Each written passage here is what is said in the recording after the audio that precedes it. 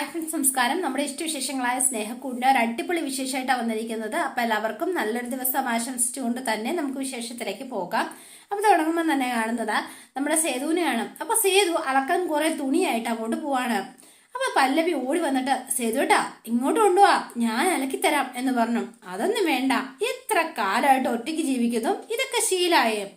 ഇപ്പൊ ഒറ്റയ്ക്കല്ലല്ലോ, ചോദിക്കാനും പറയാനും ഒക്കെ ആളില്ലേ. ആരാ എന്ന് ചോദിച്ചു. ആരായിരിക്കും? അത് ഞാനല്ലല്ലോ പറയേണ്ടത്, പല്ലവിയല്ലേ പറയേണ്ടത്. എന്നാ പറയട്ടെ. പറഞ്ഞോ എന്ന് പറഞ്ഞു. പറഞ്ഞോ. സേതുവേട്ടന്റെ അനിയത്തിമാരെ കുറിച്ചാണ് ഞാൻ ഉദ്ദേശിച്ചത്. ആ, ഞാൻ കരുതി. എന്താ കരുതിയത്? അല്ല, എന്റെ ഓരോരോ പൊട്ടത്തരങ്ങളെ അതാ ഞാൻ ചിന്തിച്ചത്. അല്ല, നല്ല പൊസസീവ് ആണല്ലേ എന്ന് ചോദിച്ചു. എന്ന് വെച്ചാ എനിക്ക് മനസ്സിലായില്ല. എന്ന് വെച്ചാലേ അവന്തികയും നിഖിലും ഒന്നിച്ച് ജീവിക്കേണ്ടവരല്ലേ, അവർക്കിടയിൽ പലതും ഉണ്ടാവും. അതിലൊക്കെ തല്ലും കൊല്ലും എന്നൊക്കെ ഭീഷണിപ്പെടുത്തുന്നത് ശരിയാണോ? അങ്ങനെ തോന്നുന്നുണ്ടോ? അവന്റെ രീതികള് എനിക്ക് അത്രയ്ക്ക് ഇഷ്ടപ്പെടുന്നില്ല. അവൻ ശരിയല്ല എന്ന് എന്തോ എന്റെ ഉള്ളിൽ നിന്ന് ആരോ പറയുന്നത് പോലെ എനിക്ക് തോന്നാം. അപ്പൊ വേഗം തന്നെ പല്ലവി പറഞ്ഞു, എനിക്കും തോന്നാതിരുന്നില്ല. ചിലപ്പോ വെറുതെ ആയിരിക്കും അങ്ങനെ ഒരു തോന്നല്, അതും പറയാൻ പറ്റില്ലല്ലോ, അതുകൊണ്ടാ ഞാൻ പറയാതിരുന്നത് എന്ന് പറഞ്ഞു. ഒരു റിലേഷൻഷിപ്പ് ആകുമ്പോൾ സ്വല്പം പൊസസീവ്നെസ് ഒക്കെ ഉണ്ടാവും. പൊസസീവ്നെസ് തീരെ ഇല്ലാത്ത ബന്ധം അതൊരു ബന്ധമേ ആയിരിക്കില്ല. പക്ഷെ അതൊരു വേറൊരാളുടെ സ്വാതന്ത്ര്യത്തെ അത് ബാധിക്കില്ല. അതൊരു ബാധ്യതയാകുന്നത് ആ സമയത്താ. അല്ല, ഇതിപ്പോ എന്നോട് പറയാൻ കാരണം ചുമ്മാ രസം, ചുമ്മാ നേരത്തെ തന്നെ എല്ലാം അറിഞ്ഞിരിക്കുന്നത് നല്ലതല്ലേ. എന്തിനാണാവോ? നമ്മുടെ വീട്ടിലെ പെൺകുട്ടി, അത് അനിയത്തി ആയിക്കോട്ടെ, കൂട്ടുകാരി ആയിക്കോട്ടെ, കാമുകി ആയിക്കോട്ടെ, ഭാര്യ ആയിക്കോട്ടെ, ആയിക്കോട്ടെ എന്ന് പറഞ്ഞു. ആരായാലും മറ്റുള്ളവരോട് അടുപ്പം കാണിക്കുന്നത് ഒരു തെറ്റുമില്ല കേട്ടോ എന്ന് പറഞ്ഞു. പക്ഷെ ആ അടുപ്പം അവൾക്ക് തന്നെ ശല്യമായി തോന്നിയാൽ അപ്പം ഇടപെടാൻ പറ്റില്ല എന്നാണോ പറയണത്?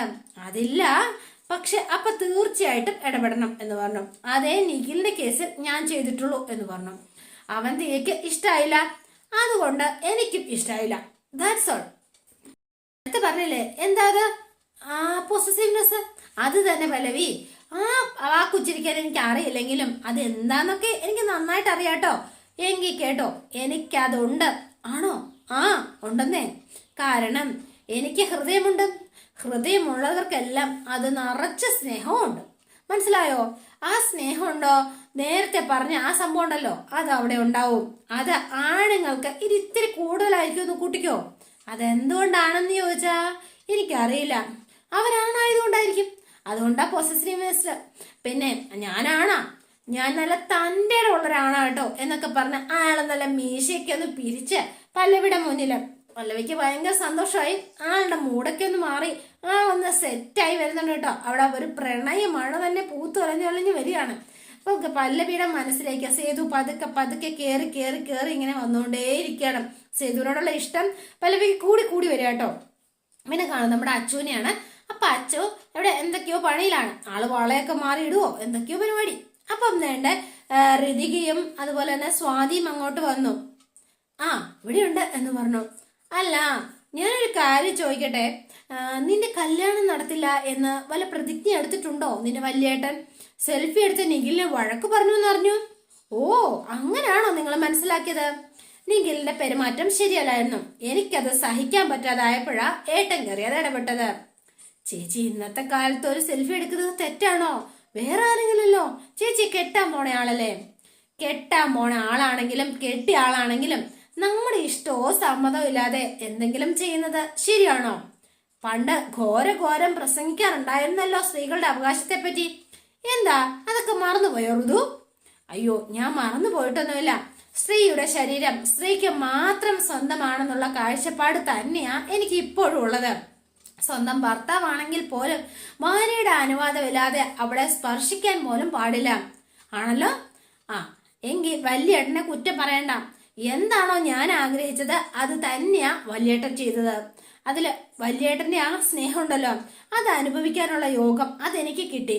അച്ഛൻ പോയതിനു ശേഷം എനിക്കൊരു ശൂന്യത അത് തോന്നാറുണ്ടായിരുന്നു. പക്ഷെ അതിപ്പോ എനിക്ക് മാറി കിട്ടി കേട്ടോ എന്ന് പറഞ്ഞു. തെറ്റ് ചെയ്തത് വല്യേട്ടനല്ല, നിഖിലാണ്.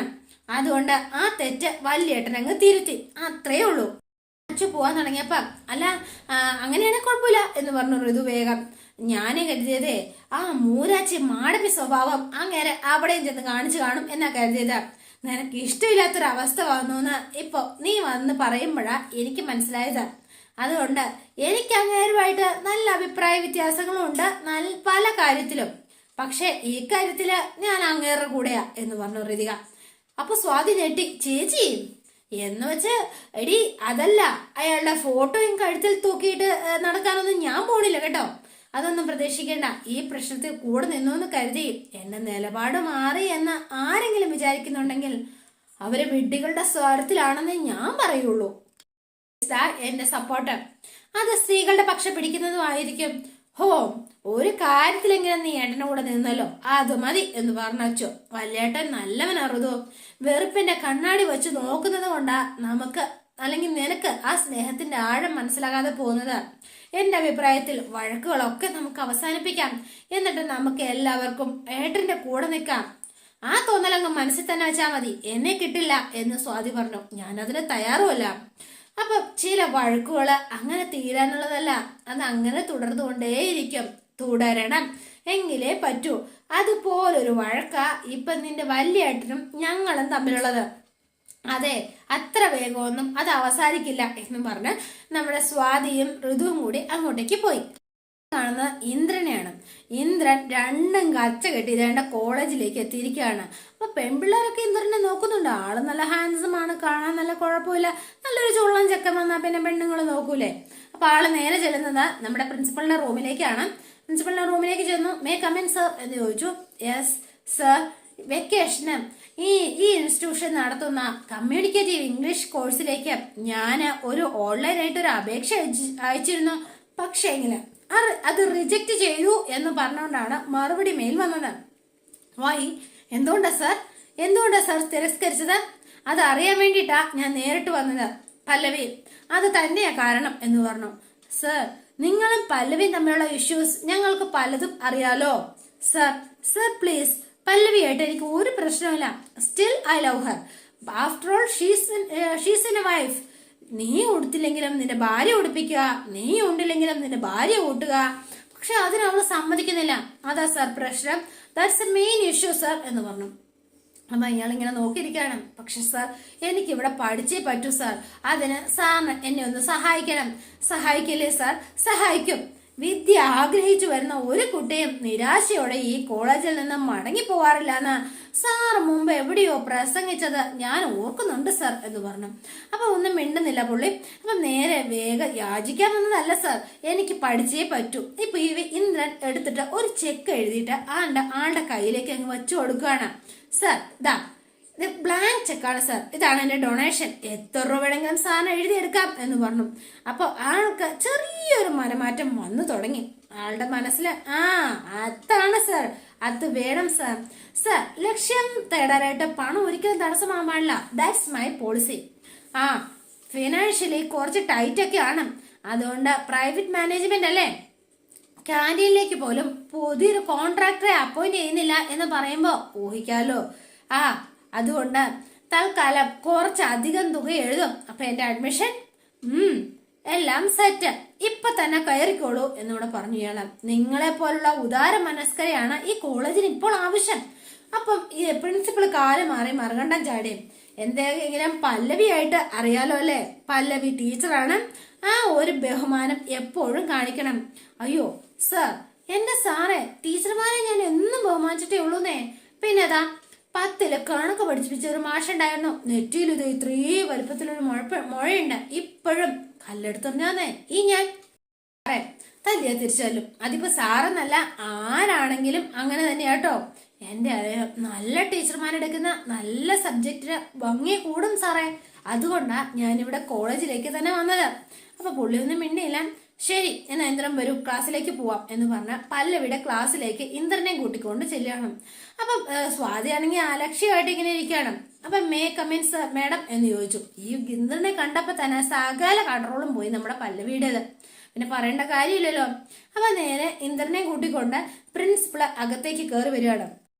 അഡ്മിഷനാ, പേര് ഇന്ദ്രജിത്ത് എന്ന് പറഞ്ഞ് പരിചയപ്പെടുത്തി. അപ്പൊ അവൻ അകത്തേക്ക് ക്ലാസ്സിൽ കയറി വന്നിട്ട് ഹായ് എവരി വൺ. അപ്പോ ഇനി ഞാൻ പരിചയപ്പെടുത്തണമല്ലോ അല്ലേ. ഇനി ഞാൻ വളരെ സന്തോഷത്തോടെയാണ് ഈ കോഴ്സിന് ഞാൻ ജോയിൻ ചെയ്യുന്നത്. ഇംഗ്ലീഷ് എനിക്ക് പ്രിയപ്പെട്ട സബ്ജക്റ്റ് ആണ്.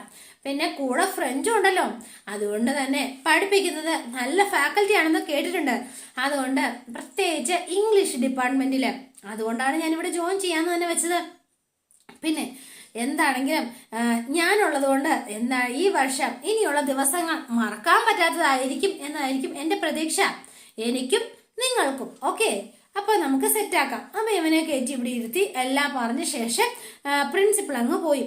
അപ്പൊ ഇന്ദ്രൻ എല്ലാവരെയും ഒന്ന് പരിചയമൊക്കെ പെട്ട് അവന് വേണ്ട അവിടെ കയറിയിരിക്കുകയാണ്. ഇന്ദ്രജിത്തിനെ ഞാൻ പ്രത്യേകമായിട്ട് അഭിനന്ദിക്കുക എന്ന് പറഞ്ഞു. ഈ പ്രായത്തില് പഠിക്കാൻ തോന്നിയ മനസ്സുണ്ടല്ലോ, അതാണ് ഏറ്റവും വലുത്. ക്യാരി ഓൺ എന്നൊക്കെ പറഞ്ഞ പ്രിൻസിപ്പൾ അവിടെ കൊണ്ടാക്കി അയാൾ അങ്ങ് പോവുകയും ചെയ്തു.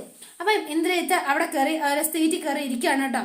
പല്ലവിക്ക് ഇത് കണ്ടപ്പോ തന്നെ ആകെ ശരീരം വിറച്ചു. ഇനി എന്താ ചെയ്യേണ്ടതെന്ന് ഇങ്ങനെ ആലോചിച്ച് നിൽക്കാണ് ആള്. അപ്പൊ സ്വാതിയുടെ കൂട്ടുകാർക്ക് ഭയങ്കര സന്തോഷം. ഇതാരാന്നറിയോ? പല്ലവി മിസ്സിന്റെ ഹസ്ബൻഡാ.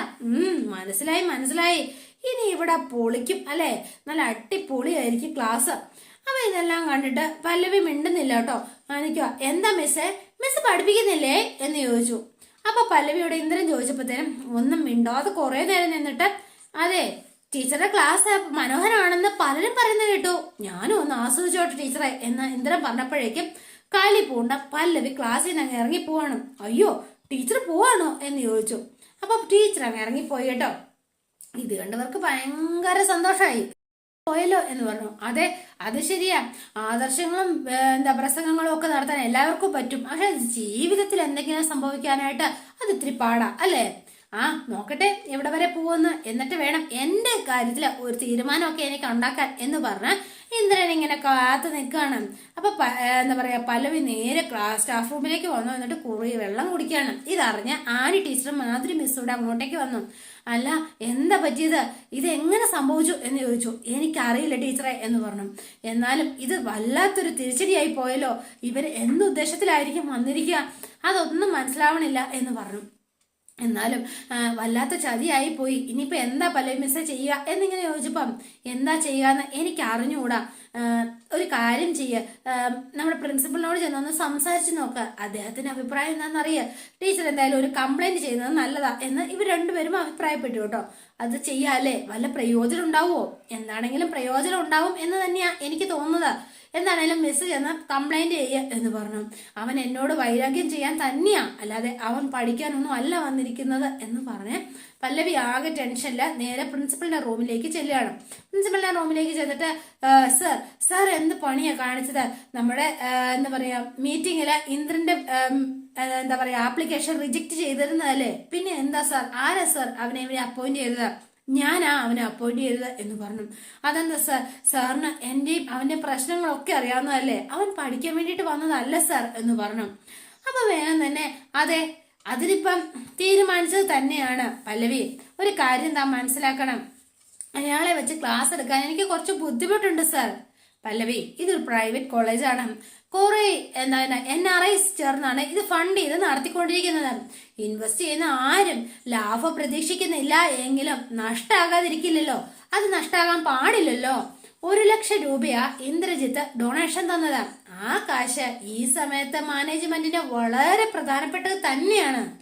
കരിക ജീവനക്കാരിയുടെ സേവനം വേണോ, 1,00,000 രൂപയുടെ ആളെ സംഭാവന ചെയ്ത ആളെ വേണോ എന്ന് മാനേജ്മെന്റ് പറയുന്ന ഉത്തരം എന്തായിരിക്കുമെന്ന് ഞാൻ പറയാതെ തന്നെ പല്ലവിക്ക് ഊഹിക്കാലോ അല്ലേ. നോക്കൂ പല്ലവി, ഞാൻ ഇവിടുത്തെ ഒരു ജീവനക്കാരൻ മാത്രാണ്. I have on limits. Okay, പിന്നെ പരിമിതികൾ ധാരാളമുണ്ട്. പല്ലവി ഒന്ന് ആലോചിച്ച് നോക്ക്, നന്നായി ചിന്തിച്ചു നോക്ക് എന്ന് പറഞ്ഞു.